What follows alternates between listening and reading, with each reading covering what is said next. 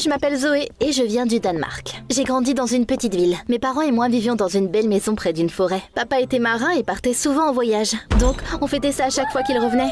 J'adorais le cinéma donc. J'ai rejoint un club de théâtre quand j'étais enfant. Quand j'avais 10 ans, j'ai eu un rôle dans une pièce de théâtre de l'école. Tu seras la plus belle actrice du monde. T'es une faiseuse de miracles.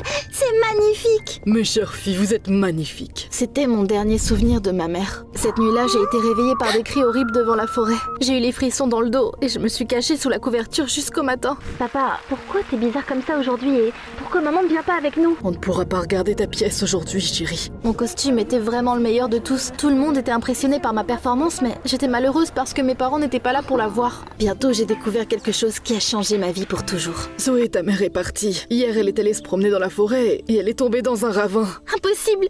Maman est vivante et elle va revenir ici d'un moment à l'autre.